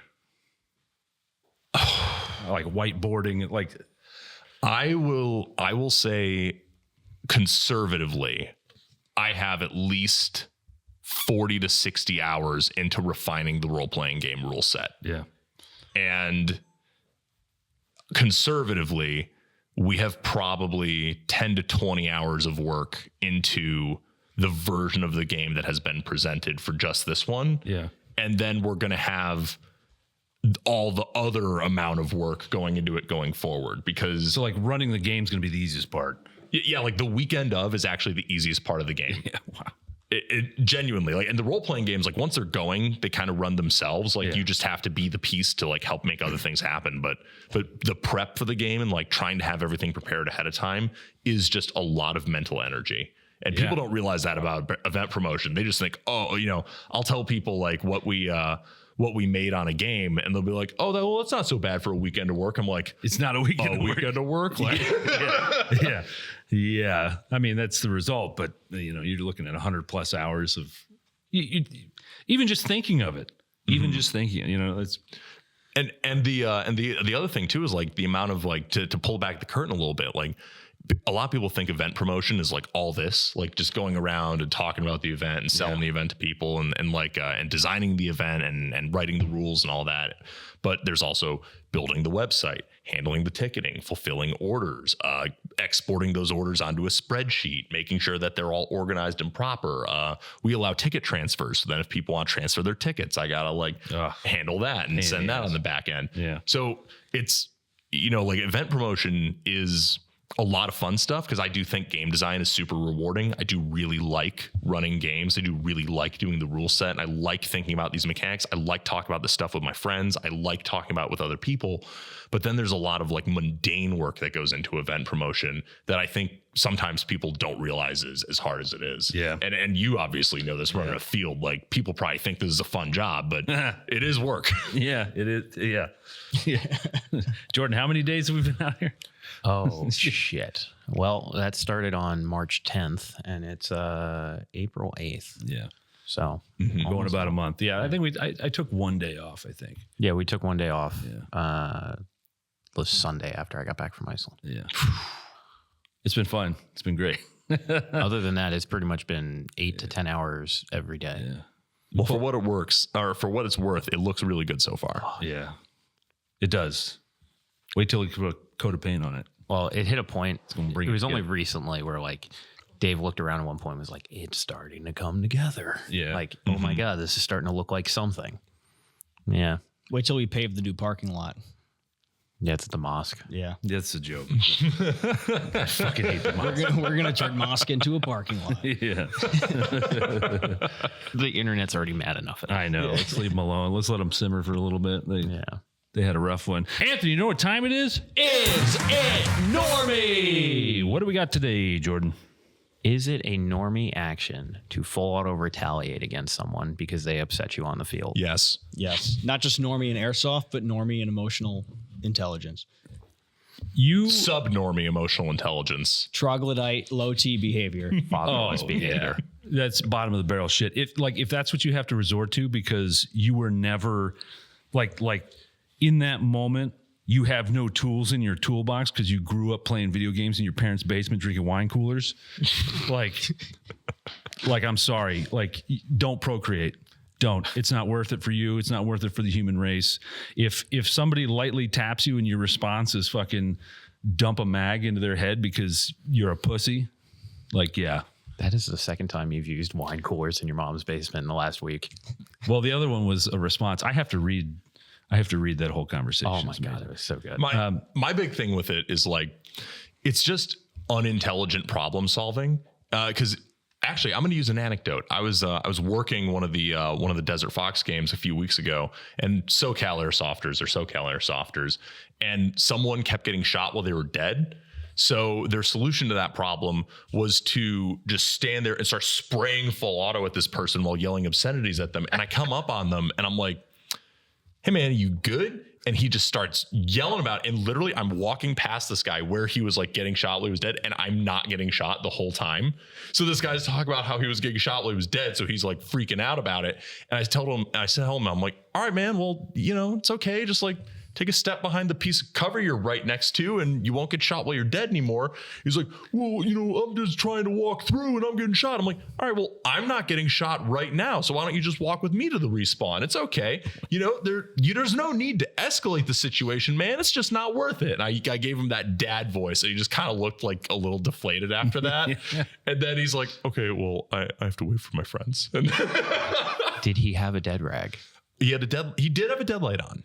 Was this at night? Yeah, it was at night. It was at night, and he had a dead light on. But like, I don't know how bad he was getting shot, because like I was right there and I wasn't getting shot. So I have prime example of this, same but different, right? So I'm down in the staging area, this game going on, and this guy comes storming down the ramp, a full-grown human adult male, storming down the ramp, like pulling his iPro off as he's coming down the ramp. It was all right.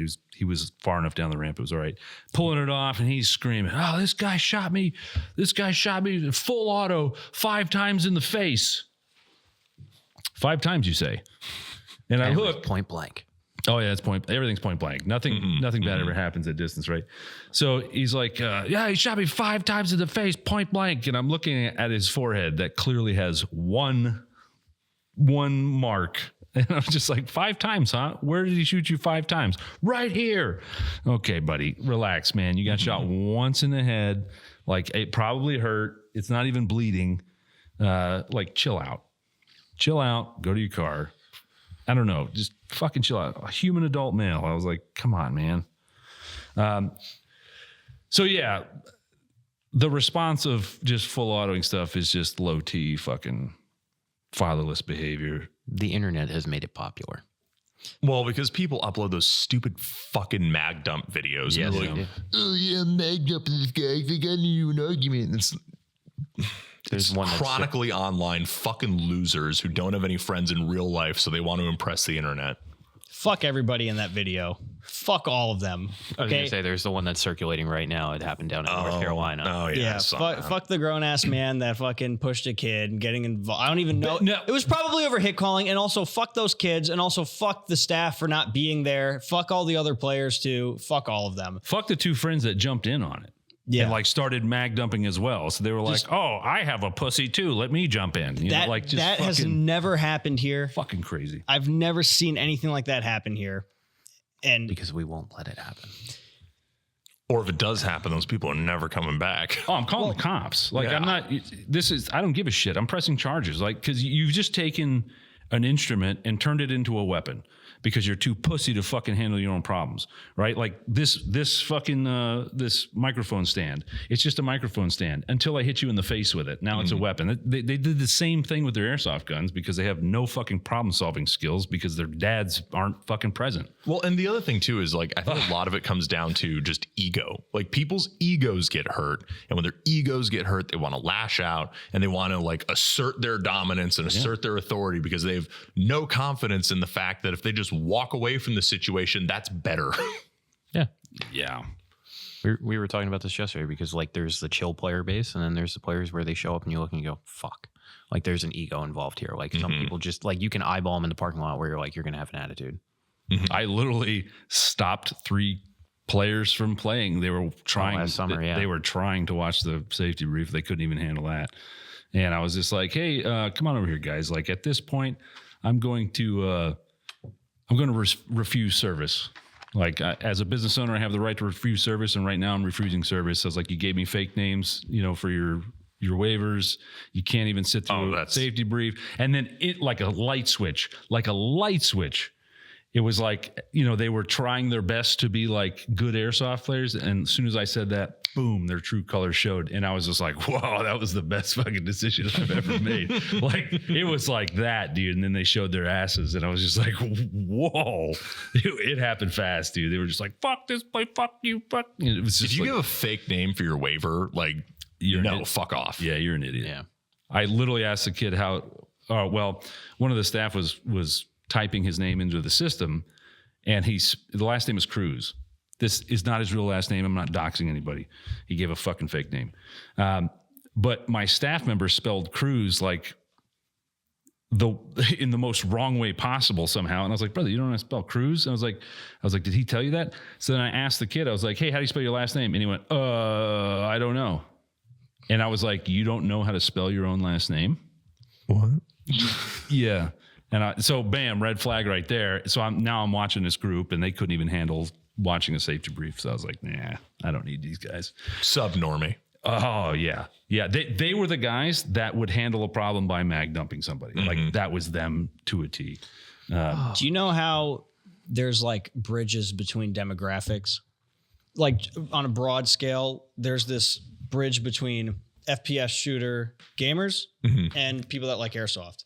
And then there's also this other bridge between people that like to mod their vapes and more indoor airsofting and like EDM music and that modding vape and indoor type demographic. You know what I'm talking about? Like, I feel attacked. I like EDM music. Well, it's not to say that everything falls under that umbrella or to generalize everybody, but I do notice that like if you're wearing a pig brig, a dye mask, have a Mark 18 with the stubby M16 full stock, and a bunch of EPMs that are some type of neon color, and you have a camera on your head, I'm going to be like, not everybody that has that getup is the type of guy that'll full auto retaliate somebody and get mad. But like everybody that has full auto retaliated somebody and got mad had that getup.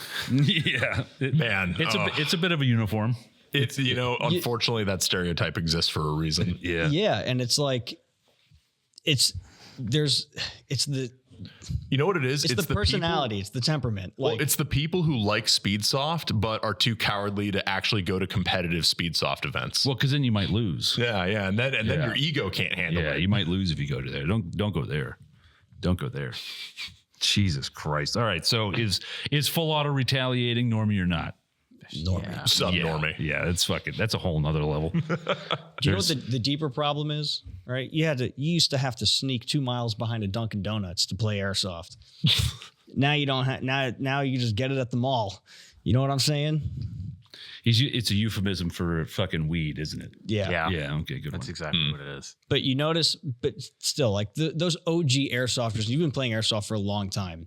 Yeah. You know the OG airsoft player base. That's like, oh, you want to borrow my gun strange right now from that before? Go ahead and use it. Let's go have fun in the woods. But I think it also depends because like I know some people who had never played airsoft until like the last 1 or 2 years, who are people who I would say are better players in every way than people who've been playing for 20 years. Agreed. So, but I think it's totally about emotional maturity. It's about your attitude. It's about being able to keep your ego in check, being able to remember where you are and what you're doing.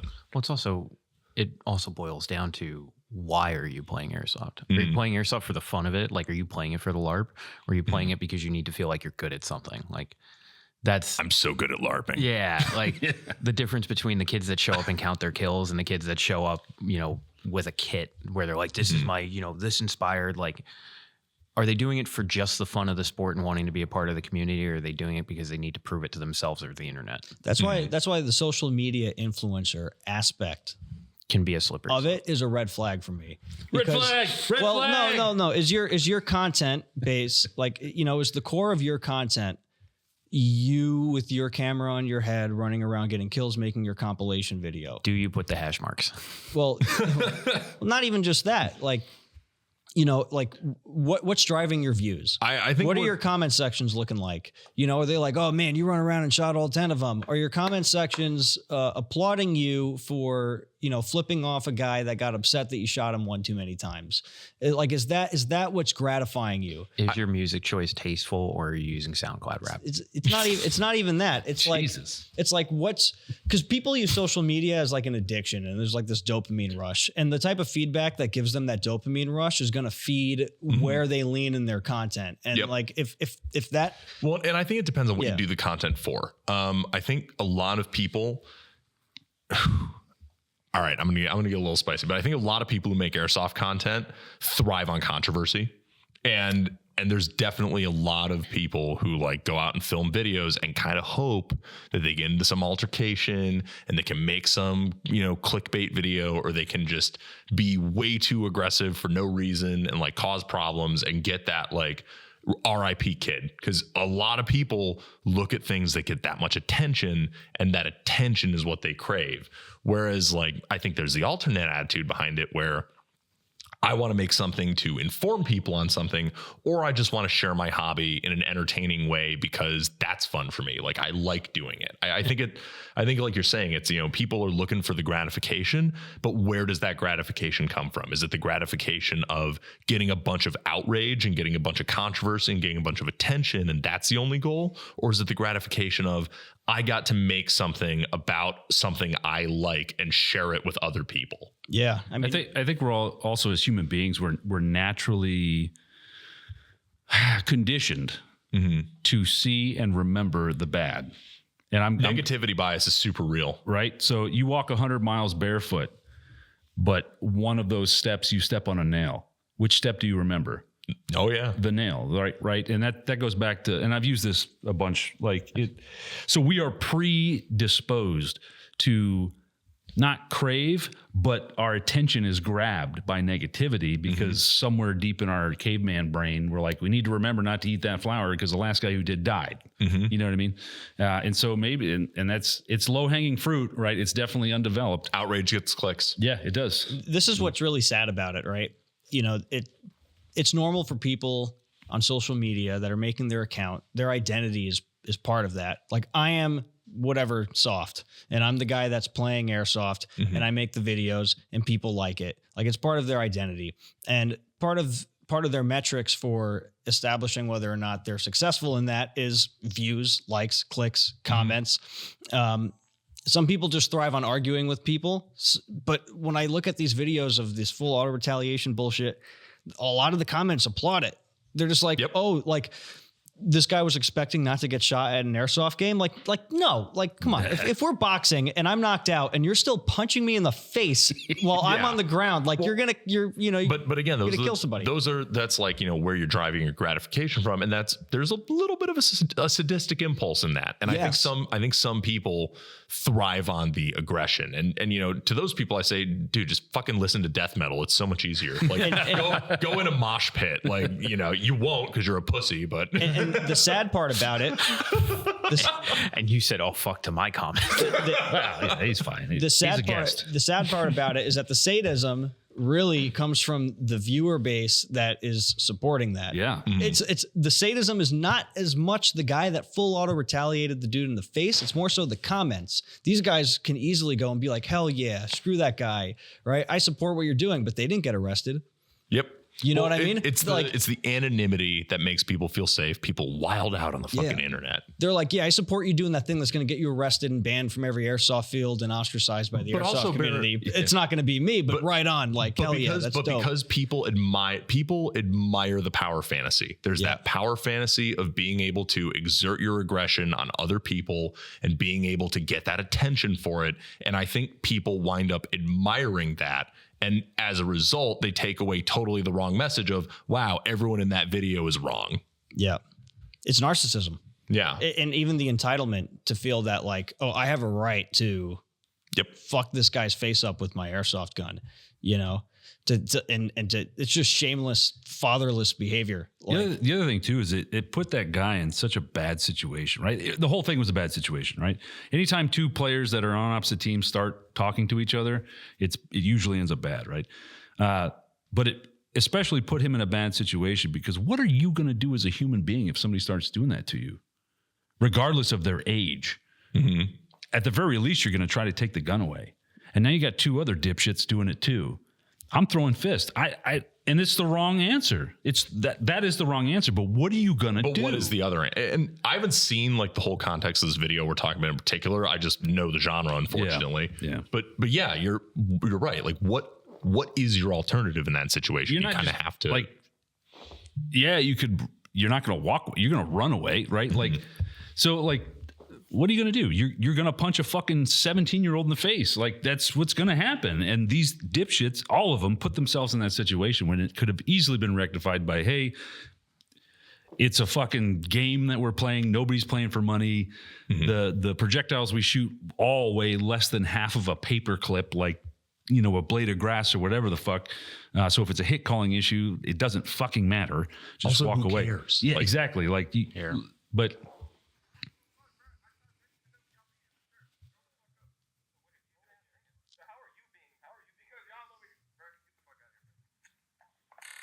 That's it. Look, and his other 2 dipshit friends do the same thing. Yeah, and I got tackled for that. What a surprise! Yeah. Like, yeah.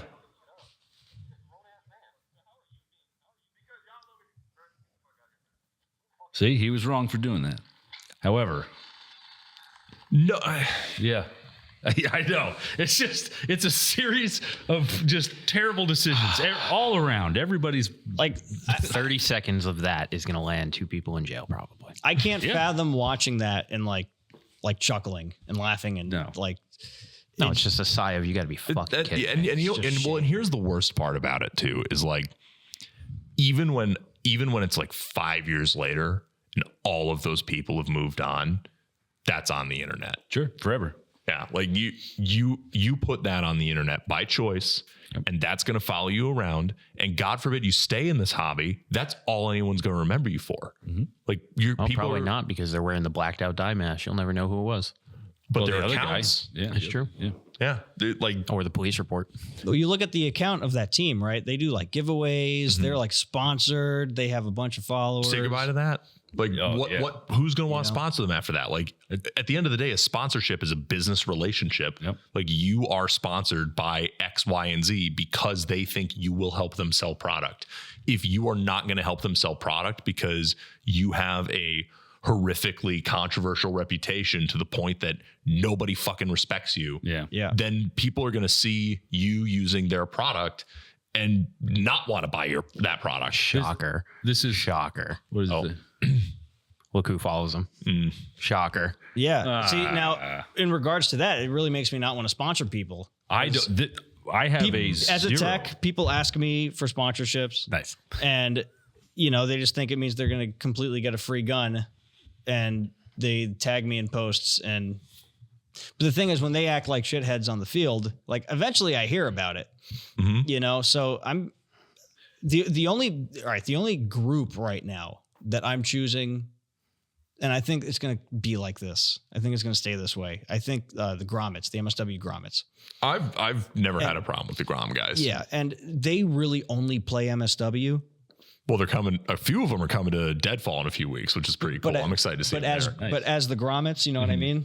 Are they coming as the grommets, or is it just a couple of the guys from it? It's a few of the guys from it. Are they going to be in Polish kit? I don't know. You know what I mean? We can ask them. But I don't think that makes a difference right now. It's more the fact that you're sponsoring a group like that. Mm-hmm, mm-hmm. Yeah. They're good guys. They play as a group, right? Mm-hmm. As per what like that sponsorship is. It pertains to that venue, that rule set. MSW, there's enough controversy. Like every game, I feel like there's some post that somebody did something, and like I'm so not worried about the grommets being like, the assholes. You know what I'm saying? But like open play airsoft, that like Speedsoft stuff, I don't want any association with. Well, because you don't have any expectation of emotional maturity from a lot of airsofters, unfortunately. Yeah, and they'll be really nice to you, and they'll come up and they'll be like, hey, like. People will be nice when they think you can give them something. Yeah. Yep. That's from very early on. Zulu has always had a stance that we do not sponsor players, because while they're here playing, sure, they'll be the angels of the field, but as soon as they go somewhere else, the potential is too high for them to do some dumb shit like that. And now we're attached from it. It's not It's not Jordan, the Airsoft player. It's that guy who's sponsored by Zulu. Yep. You know what I mean? And that's how it would work. And you're like, no, The same way I that, don't like, that. dude, we went down to Balhack. It's like 6 or 7 hours away from here. The moment we stepped out of the car, and like Dave wasn't even with us at this point. We were like, people came up to us. They're like, "Hey, you're the refs from Zulu, right?" We're like, "Fuck." Yeah. We thought we were far enough away. I'm John Airsoft. Yeah. And it's not because it's like, oh, we're special, we're famous. No, it's more of like, we thought we could go somewhere where we wouldn't be viewed as like, not necessarily different, but associated to a brand.